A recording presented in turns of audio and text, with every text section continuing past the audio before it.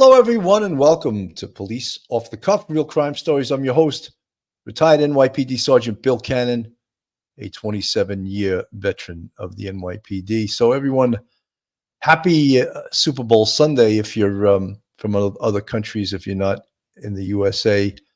The Super Bowl is probably the biggest sporting event, I would say, throughout the world now, although some European countries have these big soccer tournaments, but the Super Bowl internationally gets, I don't know if you know, it's 1 billion people watching it, potentially. Billions of dollars are wagered on it, gambled on it. So it is a big day. So it's Super Bowl Sunday. And one of the reasons I do bring that up is because these three friends, they had in common, they were huge Kansas City Chiefs fans, and so much so that they became known as the Kansas City Three, in this horrific, tragic incident where all three of them lost their lives. And of course, we here at Police Off the Cuff don't like to refer to them as the Kansas City Three. We rather refer to them by their names. And it's Clayton McGeeney, he's age 36, Ricky Johnson, age 38, and David Harrington, age 37. And you could bet if they were still alive, that they would be probably at some Super Bowl party today with their friends, potentially their family members, watching their favorite team. And that's, I guess, what you would call Americana, that we Americans love, mom, apple pie, and the Super Bowl, and we pray for those young men who lost their lives. So where are we right now with this case? And we spoke on many previous shows about what we think happened here and what the evidence suggests. And we're going to get into a little bit more of that today. And if there's any change, if there's any real updates in this case. So what I would recommend you guys do is hold on to your seats right now. You're about to enter the Police Off the Cuff Zone, true crime from a police perspective. And you're entering the Off the Cuff Zone, the Police Off the Cuff Zone.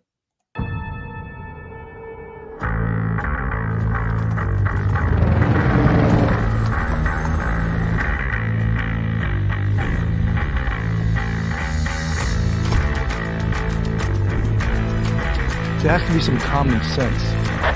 Yes, sir. They have the car stopped at 10th and Ranch, Michael Blyther. We still don't know who pulled the trigger.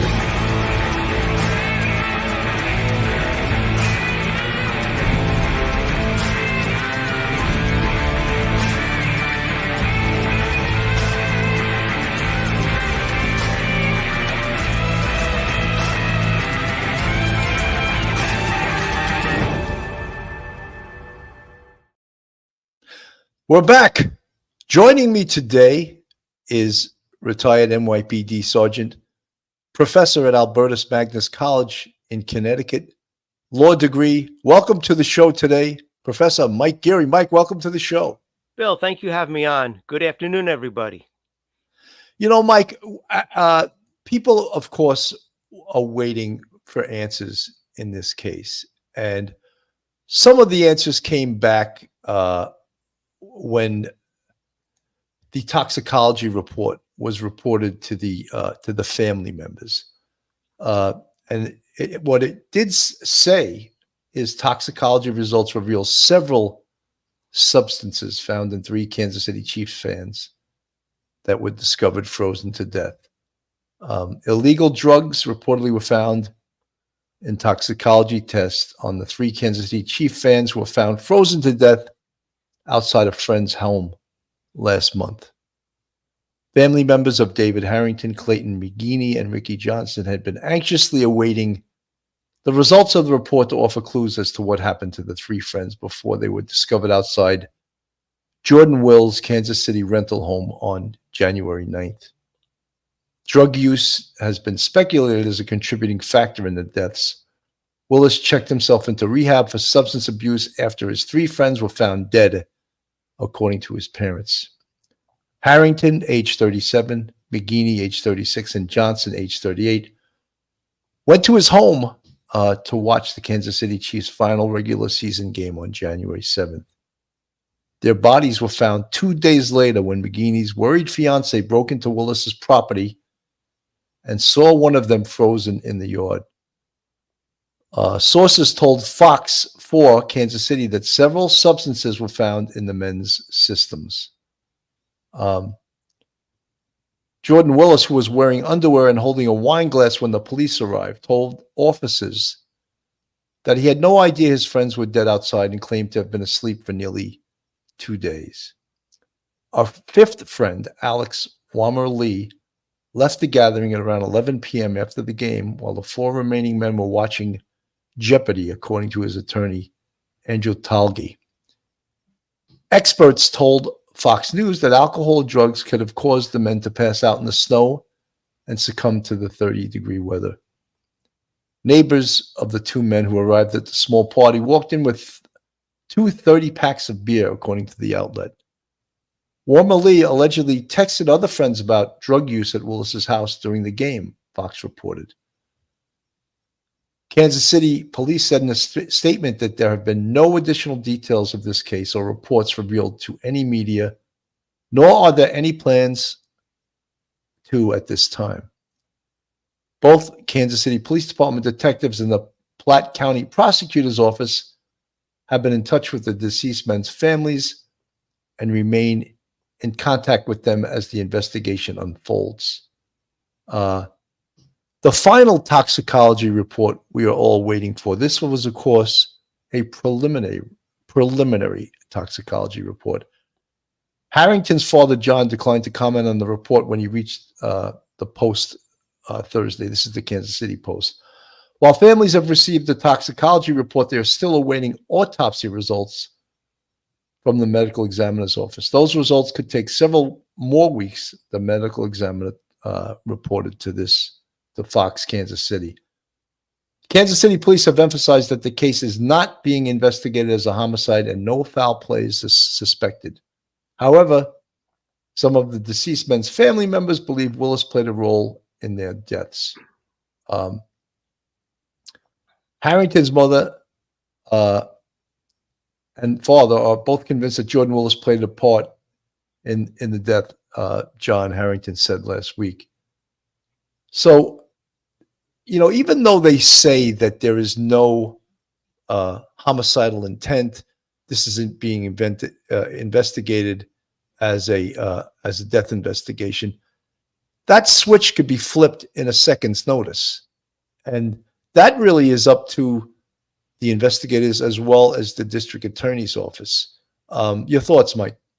Yeah, Bill, it can be. It can be right now. Right now, it's a death investigation, and it looks like an accidental overdose because every of the prior history of the men being friends over the years, and once they get the final toxicology report, once they get the final medical examiner's report, and once they finish gathering all the cell phone data to see who did what, who brought this, was there any text messages about anybody bringing cannabis or anybody bringing coke or anything like that, then they'll make that determination if there's any criminal responsibility. I think the families of McGeeney and Johnson and everybody, they would like to think that it was Willis, not a member of their families, that it was Willis who the host may have introduced the narcotics. But even if he did, it doesn't mean that he is criminally liable for manslaughter or murder. And that's so we're still far off from that sort of determination right now. Mike, one of the things that I think sort of caused a lot of people to question this investigation. It's a huge tragedy. No matter what happened here, it's a huge tragedy. 3 vibrant lives, 3 friends. I mean, had everything. There's a 4th one in there. I believe that the 4th there is Alex Warmer Lee. That's the gentleman who we believe left at 11 o'clock at night. And potentially, he is a huge source of information for investigators. Apparently, as I had read from that excerpt from a Fox News article from Kansas City Fox, is that he had text friends that there was a lot of drug use at this party. That's pretty damn good information from someone who was at the party. So the question becomes culpability and liability. Who supplied these drugs? And that person, if it is determined, could be charged with murder. You want to elaborate on that, Mike, since you are the lawyer? Okay, no problem. Yeah, because if it does appear through text messages and whatever else that the three gentlemen brought the narcotics, well then it's probably one of the three. It would be accidental overdose, probably, and it would be that would end homicide, any sort of investigation, especially a homicide investigation. But as Mr. Lee said, if there's real, good information from a text messages or phone call, or someone else said that he called them and mentioned this, well, then it looks like he's in the clear, and because then it would appear that he probably did not indulge in that. That leaves Mr. Willis, and that Mr. Willis, if he's the host and he was supplying it, if it turns out that there's any sort of text messages about who actually supplied it, who brought it out, who started, handing out the narcotics, then Mr. Willis may be in a very vulnerable position, as you say, for criminal liability, and even then civil liability on top of that, for negligently causing the deaths of these gentlemen.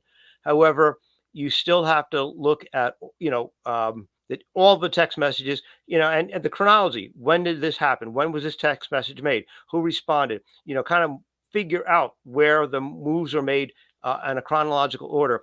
But he is in a very vulnerable position, especially if there's any sort of real solid information that he actually supplied it. Whether or not he intended to kill anybody or hurt anybody, he still may be liable for a reckless manslaughter kind of charge, even if it's not intentional homicide, which would be murder. It still may be reckless manslaughter. He's in a very vulnerable position at this point right now.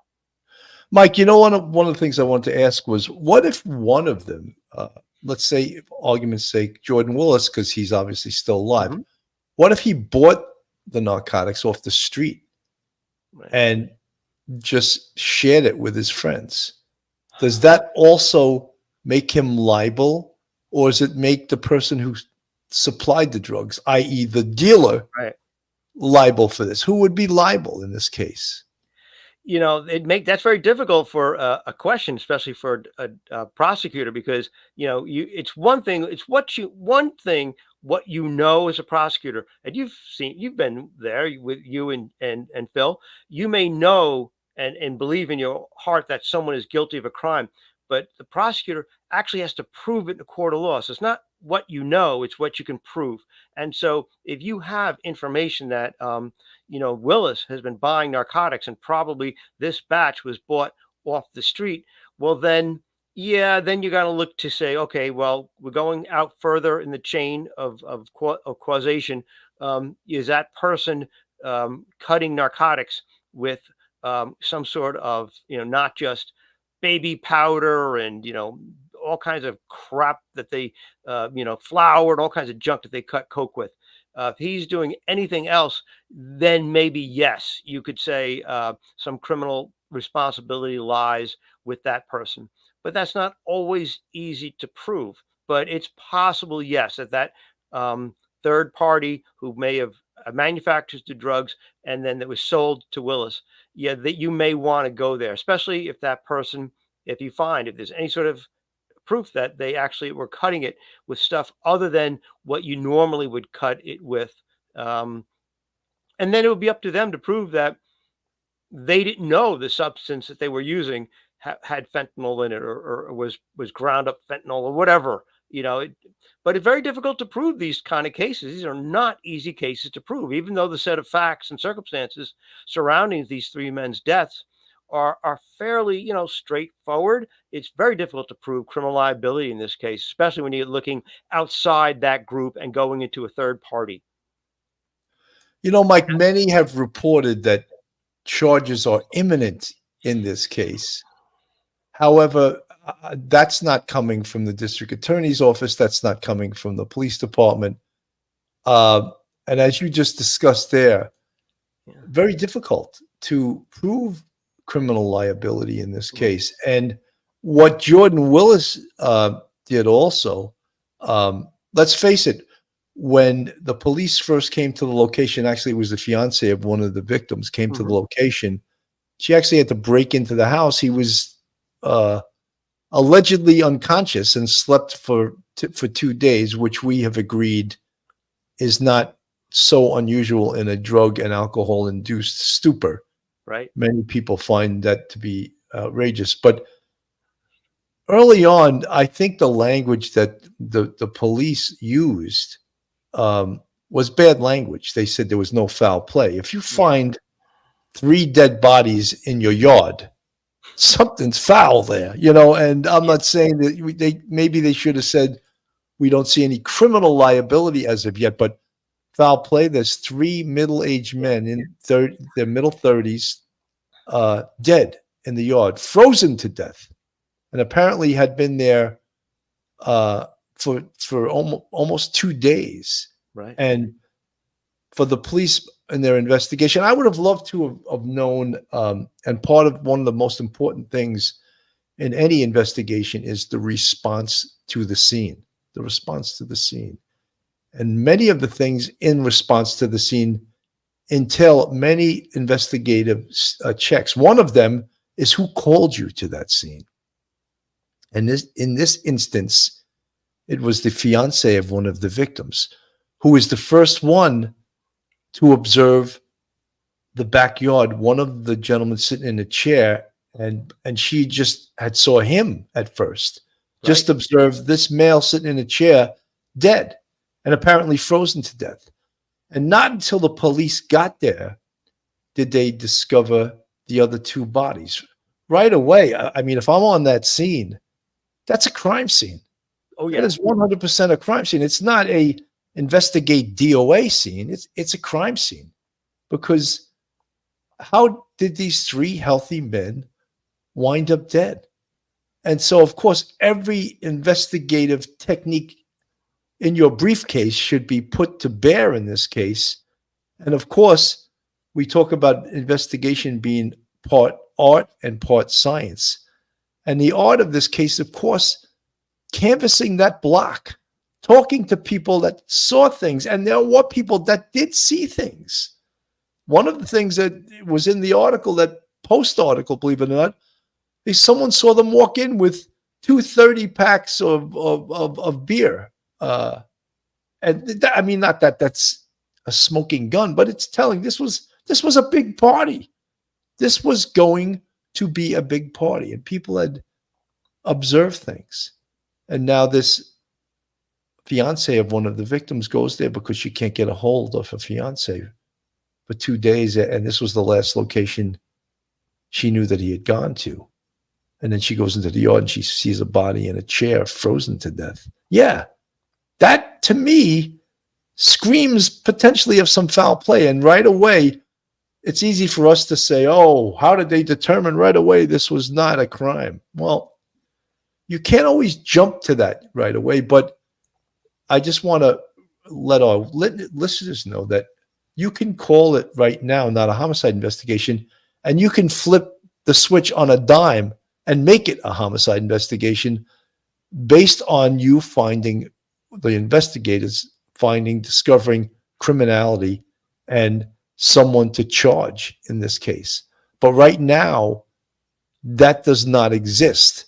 There is no one being charged right now. And of course, everyone that's followed this case wants that piece of meat, I think. They want someone to be held responsible for this. Whether the district attorney's office or the police can, in fact, charge someone for these 3 deaths, that remains to be seen. And that is all part of when I talk about response to the scene. They initially did a search on the house, what's called a consent search. So they got Mr. Jordan Willis to agree, yes, you could search my house. What did the police find? Well, we don't know. We're not privy to that right now. And we always talk about the case folder. What's in the case folder? What did they invoice? Did they find any drugs? Did they test any drugs? All right. They initially put Jordan Willis in handcuffs, and then the handcuffs were taken off, and they brought him into a police facility for questioning. And he was questioning. And why did they take the handcuffs off? Well, they decided he's not under arrest, because if he's under arrest, then he's subject to Miranda warnings, meaning the rights of an arrested person in custody. But if he's not under arrest, if he's free to leave, he's not subject to Miranda. He's not subject to the rights of a person in custody because he's free to leave. So in essence, he's speaking to the police voluntarily. And that is the way that they, from my understanding, they brought him into the police facility and he was questioned. Mike. Yeah, Billy, when you just look at that crime scene, the first unit rolls up and meets that lady, and they're talking to Willis. You got to treat it absolutely as a crime scene. I'm sorry that there was upsetness for the families and a lot of the people in the public when the Kansas City police spokesperson said there was no evidence of foul play when you're looking at something so suspicious.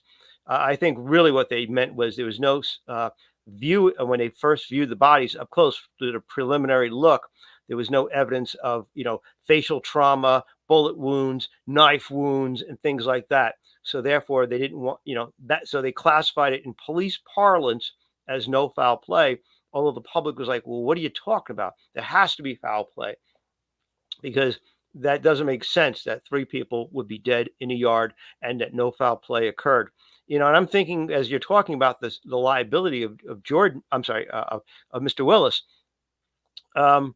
even if he's not, even if they can't prove a case of homicide, like for instance, reckless manslaughter or an outright murder, if there is any evidence in that he himself may have doctored some sort of narcotics, and that doctoring agent may have been something like that had fentanyl in it, then he could absolutely be looking at at least manslaughter and perhaps murder under the circumstances. And the least I think you could have in terms of criminal liability, maybe a charge of felony sale, because every giving someone narcotics is a sale, even if there's no purchasing going on. So unfortunately, that might be what they end up with. You don't know. We don't know. We'll find that out. But he better hope that there's no other trace evidence of fentanyl inside, wherever, like on a desk or on a table or wherever he may have had some sort of narcotics. But in this case, that responding unit, if it was me, I'm the sergeant, I'm in uniform, I'm going there, that is immediately a crime scene until you and Phil, as the detective sergeant and the detective, say, yeah, we don't think so. But at that point, I'm protecting that for you. So when you get there, you have as pure a crime scene as you can possibly have. And so therefore, there won't be any, not too many people walking in and walking out, disturbing anything, so that you have a as pristine as possible crime scene.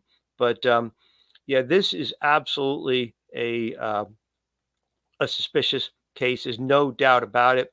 I understand the parents and the frustrations they feel, but unfortunately, everybody just needs to have the patience, and that we will then get to the whatever truth we can get to. I think it was smart for the police to take those handcuffs off, have him go to the police station voluntarily, like you say. He's free to speak. There's no pressure. He's free to leave when he wants to. He's not a flight risk. He's not a street tough, some sort of enforcer in some sort of gang. He's not gang affiliated. He's not going to go really anywhere. And at this point, knowing what they know about the relationship between the 3 men who were passed away and Willis, and the 4th man who left early, Mr. Lee, there's friendship there. And so therefore they can go under the assumption in the beginning that, as suspicious as it is, it probably may have been accidental, but it can flip to a homicide investigation, as you say, on a dime. Once the prosecutor gets back all the information from the ME's office and from the lab's office. Definitely. Absolutely. Pauline Buckles, thank you so much for the $10 super sticker. Very much appreciated. Guys, this is Police Off the Cuff, true crime stories, real crime stories. If you like true crime, real crime from a police perspective, and you're not subscribed to us, go on our YouTube, hit that subscribe button, give us a thumbs up, ring that bell, share us with your friends and your family, hit that like button. And if you want to contribute to us, we have a Patreon with different levels, and we also have a YouTube channel membership with Canum, 5 different levels, and you can subscribe and help us out financially on this show through those 2 means. So yeah, very much this case is when we talk about a case like this, it's so tragic what happened here, and all the people involved here are friends. Yet a case like that will just rip the families apart, and people that used to be friends will no longer be friends because of course, 3 people lost their lives. And when Mike was talking about and I started out with talking response to the scene, the second part of that also was that Jordan, his property, and it's not he's a renter. Let's make that clear. He rented that house, and I'll put a picture of the house up on the screen. He was a renter of this house. So, but he was basically he exercised control or authority over that house in the legal vernacular. So the next day after the consent search, there was indeed a search warrant that was conducted. And at some point, Jordan invoked counsel. And if anyone is involved in a situation like this, he did what we would hope he would do early on. He submitted to questions. But then as they started to get more intrusive, and he maybe felt that he was potentially a target of law enforcement, of the DA's office, he did what I would consider to be smart. He invoked the right to an attorney, and he brought in an attorney, and now all questioning ceases. And whoever wants to question anything now directs it to his attorney. Smart move. And he did another thing that we may question as to, was it because he really had a drug problem, or was it to shield him away from prying eyes, law enforcement, and the district attorney's office? And he checked himself in to a drug rehab facility. So you can think whatever you want in that, but it did serve those 2 reasons. One, it shielded him from law enforcement. Potentially his attorney advised him to do that. Part 3, does he really have a drug and alcohol problem? I don't know. Mike. Billy, I think if I was Mr. Willis's attorney, I would absolutely, the moment I heard that the police came back with a search warrant, I would immediately tell them, hire me right now and don't say a word, because as you know, and Phil and I know, anytime there is a search warrant, it is based on probable cause. Probable cause is that the police believe that a crime is committed at a particular location, and a particular person committed it. So at that point, as an attorney, the light goes off. Boom. Okay, there's a warning sign. Oh, that's it. They are now looking at this as a possible criminal investigation with you, Jordan, as a target. Absolutely. Hire me. Don't say a word to them. Invoke counsel and let them know that I will speak for you. I think that was actually very valuable and very useful for Jordan. And I think his attorney did an excellent job. That's what I would want. The moment I hear search warrant, okay, this is no longer, my client is just helping out. Now I know that my client has got to be the target, and you, as a police officer, you have probable cause to believe that he may have committed a crime. Yeah, that was a smart thing to do. Getting him out of the area into a rehab place, just cooling everything down, distance and time, let him get his act together, sober up, dry out, whatever he has to do, because you want him, when he's talking to the police, if he does, with me as the defense attorney in the room, I want him sane. I want him sober. I want him dried out. I want him on his game. And therefore, I don't want him talking to the police under any other circumstances. And so, as a you know, criminal defense attorney, he did an excellent job. I just hope that Mr. Willis will make a statement later on when he does get out of rehab with his attorney present with the detectives in the police station. I hope they do that. I don't know. I'm not sure if I would right now, looking at the case right now. If I was a defense attorney, would I want that for my client? I probably wouldn't. But just seeing it from our point of view on the sideline, it would be excellent if he would therefore make a statement. Mike, Schmitty from the chat, she asked, isn't it usually that the autopsy is completed before the toxicology? And yes, in fact, that is correct. But I think that there potentially could have been some problems with the autopsy. One of the main problems was they had to wait several days for the bodies to thaw out. The bodies were in fact frozen solid, and they would have to wait. And I don't know exactly the time frame that it would take for a human body to thaw out from being frozen solid.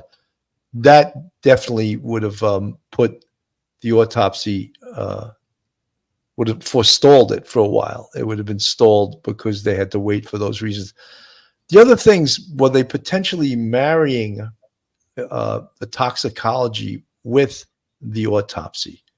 And what was reported, at least the families that were briefed by the district attorney's office, they were told that in the bodies was fentanyl, THC, and cocaine.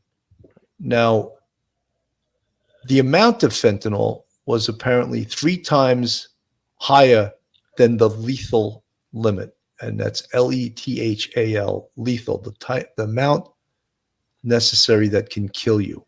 Now, the autopsies were also further complicated by the fact that, did they die of cardiac arrest based on the fact that they froze to death in the yard, or did the narcotics, the fentanyl, the THC, and the cocaine mixed with alcohol, was that the cause of death? So a little bit more complicated, right, than the average autopsy. And I'm not a pathologist, and I'm not pretending to be, but I'm just suggesting that all of those things could have exacerbated the science here. And they want to be very careful, and they want to be very exact, so they don't want to rush anything. And we always, as a rule of thumb in law enforcement, always say that toxicology usually takes from 6 to 8 weeks to come back. Yet this came back in a matter of days. So that's unusual. And I think perhaps they may have rushed it, at least for the families, because that was the preliminary report. The completed toxicology report has yet to be issued. In that report, they will definitely have a more thorough and complete report, and I'm sure the families will be advised of that also. But at this time, we all know, because the families released it to the press, that there was fentanyl, cocaine, and THC, and the fentanyl amount was 3 times the limit that was lethal. Mike.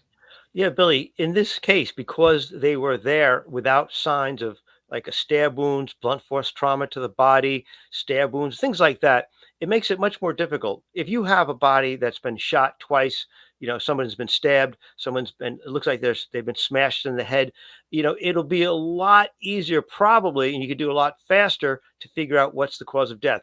Bleeding into the brain, bleeding into the lungs, heart failure, someone shot in the head, things like that. We've seen these things, and you usually get the answer pretty fast. They'll still do a toxicology on it to see what's in the person's system, but you kind of know what's the cause of death really within, a few hours of going through everything as a as a medical doctor.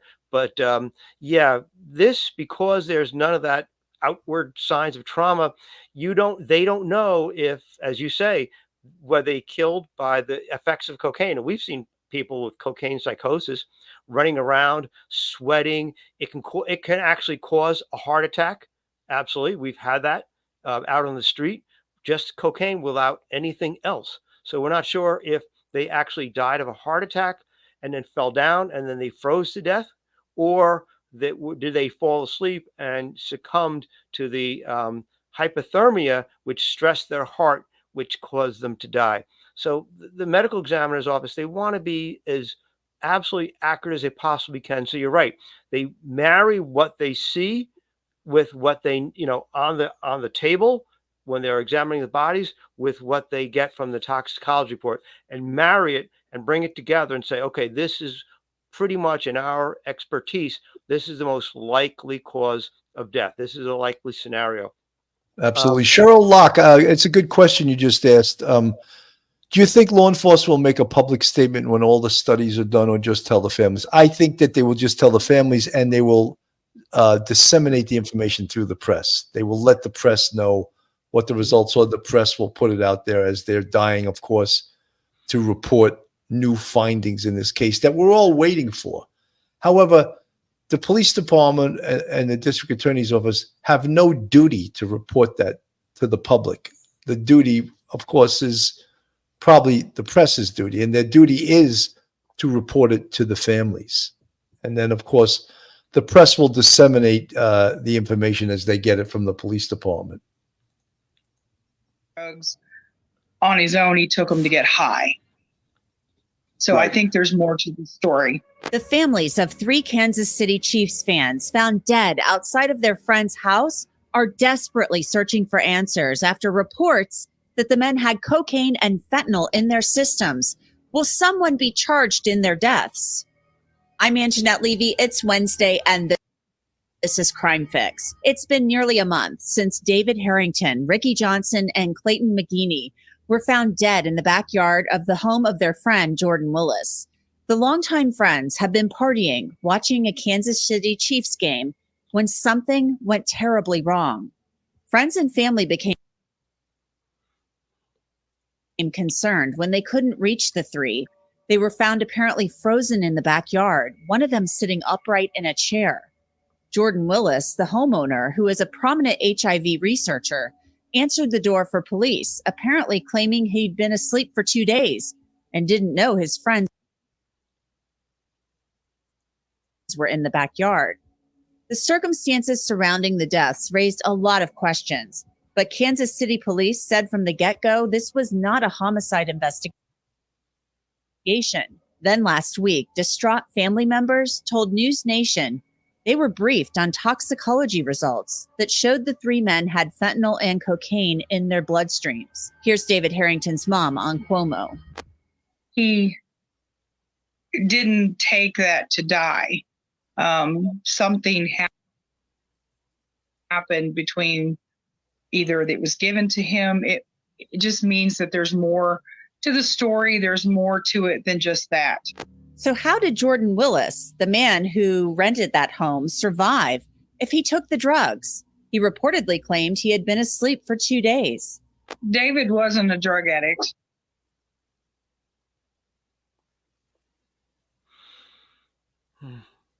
So obviously, Or his son, anything like that. Peer pressure, Jordan Willis is in rehab. He could have, I don't know, just the peer pressure of taking, hey, I'm going to take this. You guys want some? And they went outside because they were warm or something like that. And, he stayed inside. They went outside and they,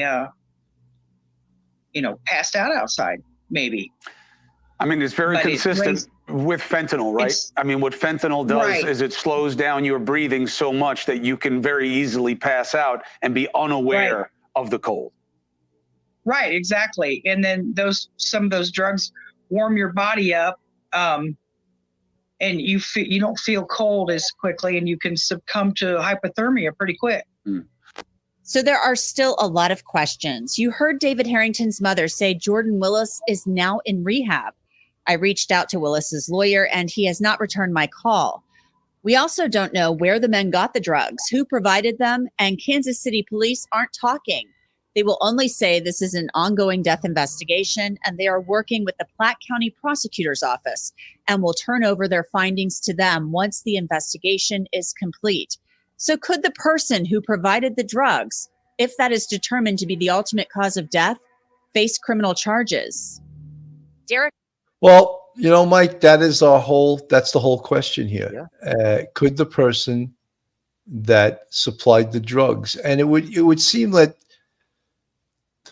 these drugs were being consumed recreationally. And I say that with, a heavy heart because 3 people lost their lives, but this was meant to be a good time, good party, Right. They were also drinking beer, and no one could foresee that there was fentanyl in these drugs. And at the end of this party, 3 people lost their lives. So that is the big question that everyone wants to know, is someone going to pay the piper for this? Is someone going to get charged for this? And I don't know the answer to that. I mean, I think it'll be very difficult to prove who supplied these drugs unless someone admits to it. And at this point, if Jordan Willis didn't already, he's not going to admit to it when he sees what could be awaiting him if he does admit to it. But as the families of these guys, and I try to think if any one of them was a brother of mine, I guess I would want someone to pay the piper if it indeed is criminal. But it's sort of a tough question to ask, and it's when you do something voluntarily, even though what you're doing is illegal, is the person that was doing this illegal activity with you that doesn't lose their life, is he responsible for what happened to you? That's the question I'm asking you, Mike. And you're the attorney, so put that attorney cap on and give me a good answer.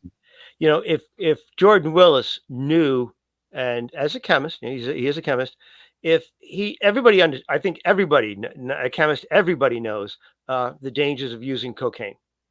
And he may have used the drugs himself on a number of occasions and had no ill effects other than feeling euphoria and then passing out, waking up the next day, that sort of thing. It's not unheard of. So you could, as his defense attorney, say, and I hate to, I got to think rather than a cop as a defense attorney, you'd have to say, look, he had no criminal intent whatsoever. He was not aware. When you talk about reckless manslaughter, the prosecutor has to prove to the jury that Mr. Willis understood the dangers of narcotics use, and knowing those dangers, went ahead anyway and distributed them at a party to his friends, with the result that they died. And so therefore, it would be really difficult if he had used them in the past, or if the friends had partied in the past together, and maybe they did a little bit of a line of coke or something while they're drinking beer and having fun, and nothing ever happened. It would really make it difficult to get even a reckless manslaughter charge, a conviction. Everybody wants answers. And like you said, if that was my family member, I don't blame them for being angry and upset. And even the fact that even if my loved one took the narcotics voluntarily at the party, and even if they had done it in the past, I still would be very angry at the person who supplied it that time. And, and it's hard. Well, Mike, I think you're right. Even though in one way, it's almost like, if you're going to wrestle with the bull, Right. that old expression. Yeah, you're going to Expect get to gored. get the horns in the ass, Yeah. and Yeah. I'm sorry if I use that expression, folks, if some of you guys never heard that before, but you're playing a very dangerous game. Yeah. And sometimes bad things happen. Michelle Noir, great. Do you think the fifth guy knows where they got it? You know, Michelle, they had mentioned in Fox 5 that he sent a text message that there was drug use. So I'm assuming, and again, you know what they say when you assume, but he may have not been involved in using the drugs. And that's maybe why he left earlier than everyone else. Maybe he was not involved in using the drugs. And that's why when people say, oh, do you think the fifth guy supplied it? I don't think so, because I think he was trying to run out the door. He was trying to leave, or he did leave. He left at 11 and everyone else stayed there. Sleepy Lee, I don't think it's about blame. Sleepy Lee is from the chat. I think they just want to make sure their loved ones are not dismissed because of the nature of how they died. Sleepy Lee, good point. You know, point. And Mike and I just said, yeah, if it was one of our loved ones, I think we would want to know the answers to all the questions that now are unanswered. Unanswered. That, you know, who supplied the drugs? Where did they get these drugs from? Well, these guys also, and I'm not saying that they're addicted to drugs, but were they more than casual users? Did they use more often? Or was this just this was a football game? We're going to party out. You know, we have stressful jobs. We go to work Monday to Friday. This is how we let loose. We buy 2 packs of beer.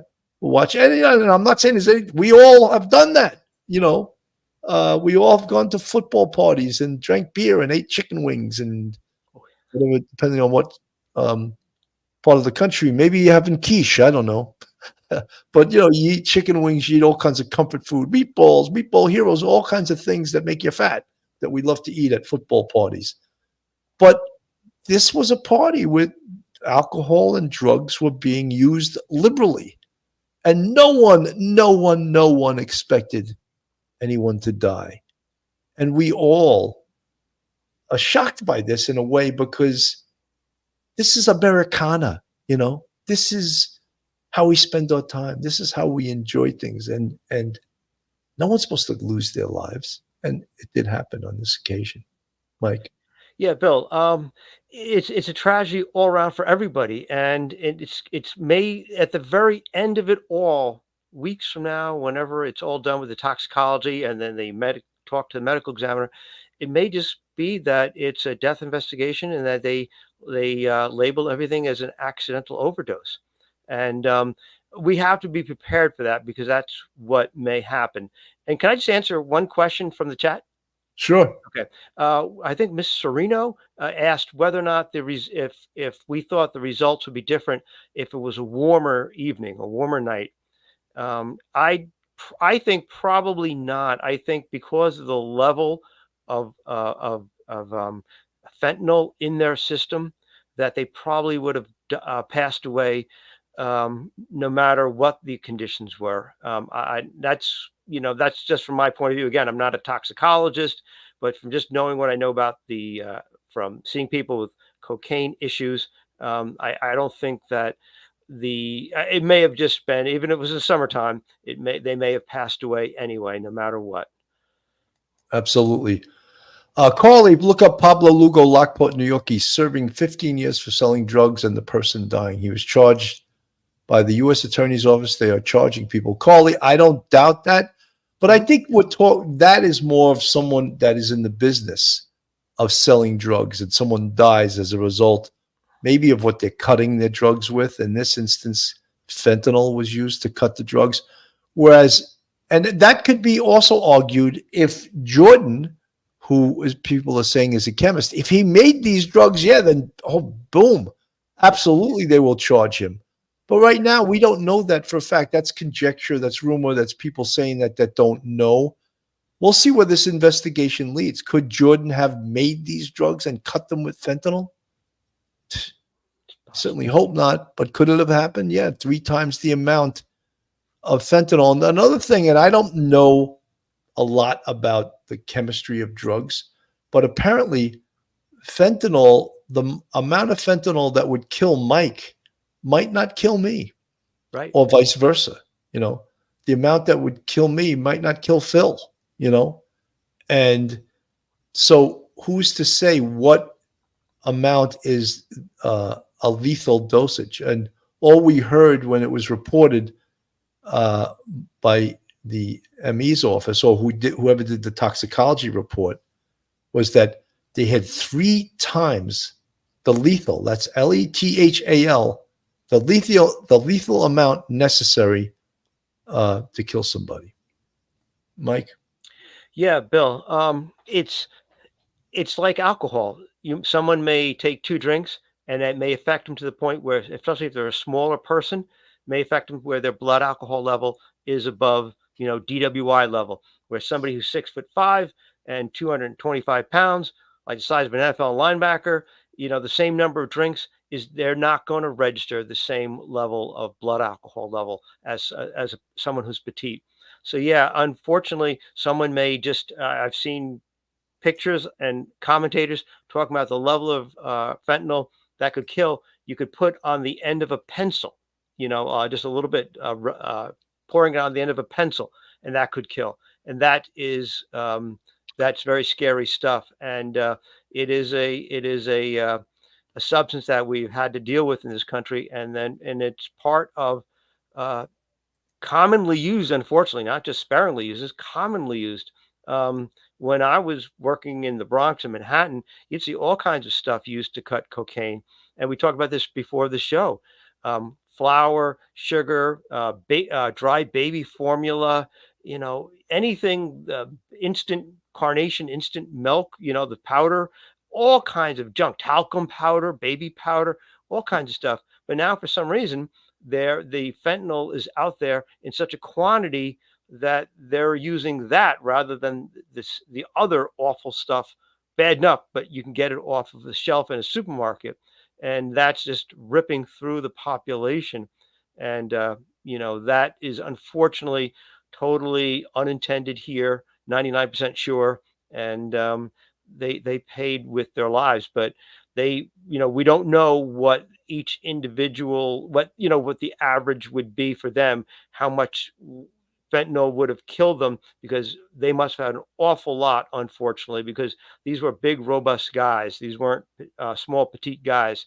And so therefore that makes a tragedy all that much, because there was so much fentanyl in their system. Mike, when I think of a party like this, I think of the situations you were in when you were a law enforcement officer like us, Mm-hmm. and you would go to a party, and all of a sudden drugs came out.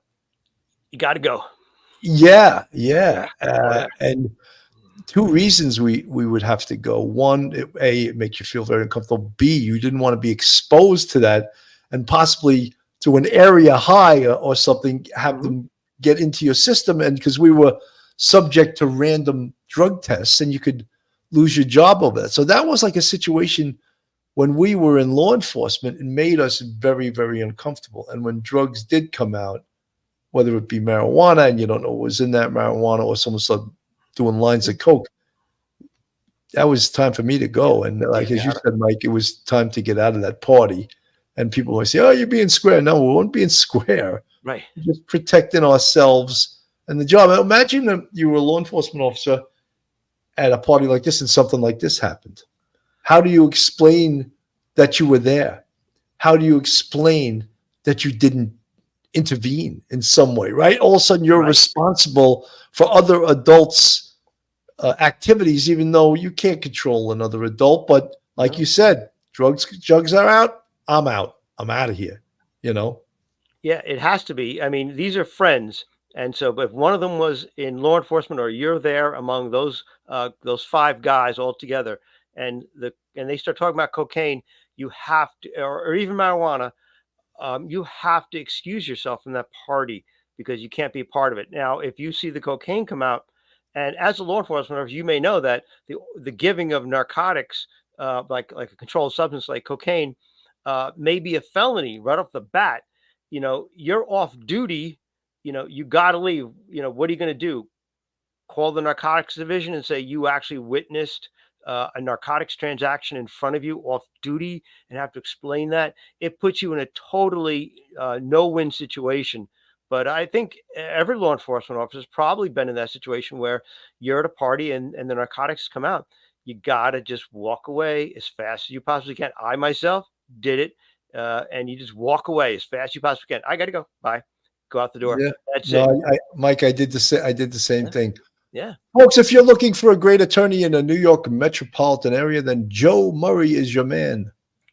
You can reach Joe on his cell phone at 718-514-3855. Email him at joe@jmurray-law.com or go on his website, jmurray-law.com. Not only is Joe a fantastic defense attorney, he's a retired NYPD police officer, and he's also a huge supporter of the Police Off the Cuff podcast and has been for a number of years.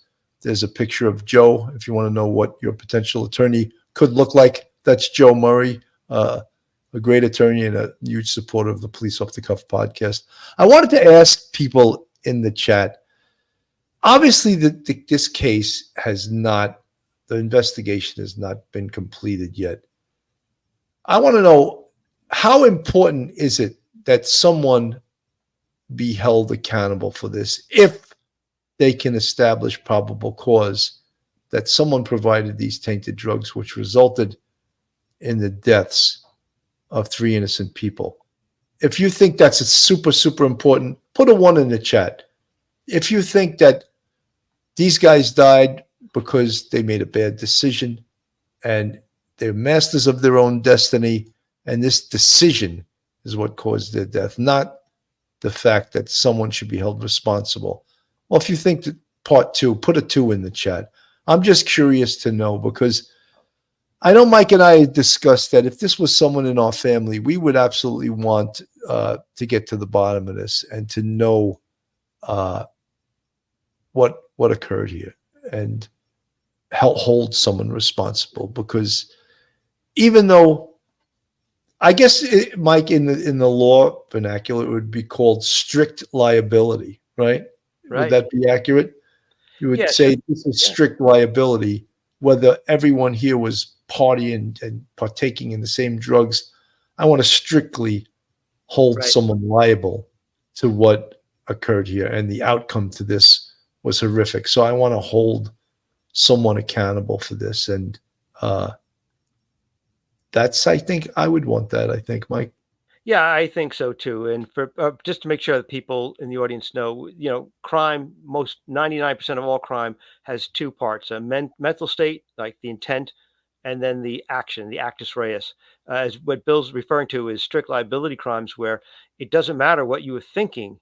If you took the actions, therefore you would then be held strictly liable no matter what you were thinking. There's very few crimes like that. And so what Bill's saying is that if Mr. Willis say just Mr. Willis, we'll just use him for example, supplied the narcotics, it didn't matter what he was thinking at all.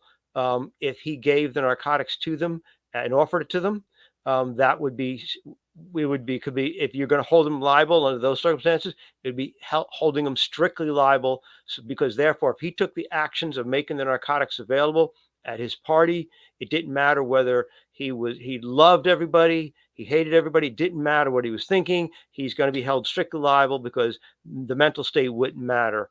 And so I would want that for my brother if he was at that party, even though my brother is 35, 36, 37 years old, like these gentlemen are. I don't blame the family for would want that. Say, look, hold him liable no matter what. That's absolutely a normal, emotional reaction to this. Everybody would want that, I think, for their family member. Absolutely. Pin needle protagonist. This is from the chat. I think it is important for the Kansas City Police Department to investigate this case as to it leading to the fentanyl distribution. But these guys did the drugs willingly. No one to blame here. Well, that's your thoughts. I think otherwise, but I also think that people are masters of their own destiny and have free will, and they're definitely partially responsible for the outcome. Lisa Tyndall, whoever sold that drug should be held accountable. And that, if they can figure that out, if they can find out who sold that drug, who provided that drug, then absolutely, I believe that could happen. Taxi Slut 61, I know who my brother got his from, but he's not the one who put the fent in. Yeah, I mean, look, a lot of that is the risks of using drugs. The risk of using drugs is that A, they're illegal. B, are these people on the street have pharmaceutical degrees issued by the state that they're selling in? Absolutely not. So people are taking chances using street level drugs, and anything can happen to you when you use street level drugs. And now that we all know that fentanyl is being mixed with cocaine, being mixed in painkillers, prescription drug painkillers that, if you don't buy it from a pharmacist, buyer beware, So we know all of this. So we all are potential victims of this. And even if we're not using illicit drugs. And in this case, I just want to also mention, because we mentioned at the outset of this show that this is Super Bowl Sunday, and these three friends, they look like great guys. Any of us could be friends with these guys, it seems. And this was their team, the Kansas City Chiefs, that just so happened to be one of the teams in the Super Bowl today. And we want to say our prayers for the friends and families of Clayton McGeeney, Ricky Johnson, and David Harrington. And we hope that their families get justice. We sincerely hope that they rest in peace. And will someone be held accountable? The charge is imminent in the Kansas City 3 case. Who will be prosecuted? And that's the big question that we have. Mike, I think that even with not a lot brand new for us to report today, I think we did a pretty good, competent job of presenting what we know so far. And there was a good discussion here, including our chat, which was great. They offered some really great stuff in the chat today, and I appreciate that. Schmitty, thank you so much for the super sticker. Schmitty writes, thank you for your consistent common sense approach and following this. Much respect. Schmitty, thank you so much. And thank you always for following the Police Off the Cuff podcast. There's Schmitty there. Thank you for your consistent common sense approach and following us. Much respect. Something, guys, sometimes we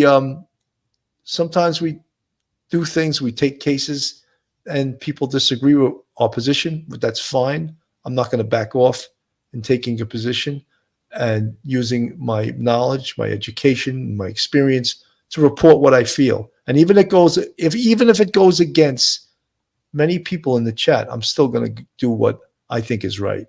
And I think so would Professor Mike Geary. Mike, your final thoughts. Bill, one of the things that we're good at is being very candid and telling it as we see it, and in this case, people might be very disappointed in how we feel about the possibility of someone being held criminally liable. We'd like to see someone held criminally liable if it does, in fact, look like they actually intentionally acted to hurt these individuals and ended up killing them. But, I think we also understand, and I hope that the people in the chat understand that, we're realists. If you're a cop, you got to be a realist about the criminal justice system.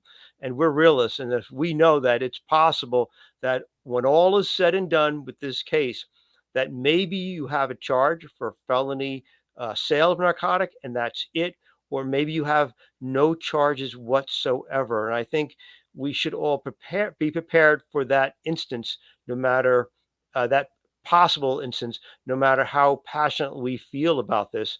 And when we talk about the Harrington and everyone, we're not blaming anyone for their actions, because we do believe that you are, you make your own choices, and we don't ever want to throw any sort of shade about them.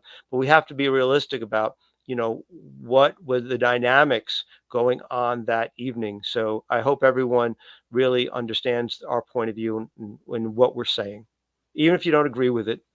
Very well said, Mike. Folks, I want everyone, I know it's a sad case for us to cover, and we don't want to ever forget these three men, Clayton McGeeney, Ricky Johnson, and David Harrington. And, remember, and I don't know if any of their families would take solace in the fact that this is their team, the Kansas City Chiefs. this is Super Sunday. I know they lost these 3 individuals. So maybe we can all think of then when we think of this game, and we think of their families and friends, and we pray for their souls. Absolutely. So, folks, this Police Off the Cuff Real Crime Stories. Thank you so much for tuning in today on a Sunday, on Super Bowl Sunday. And no matter who you're rooting for today, I hope you enjoy the game. Have a great Sunday, and God bless. Good day.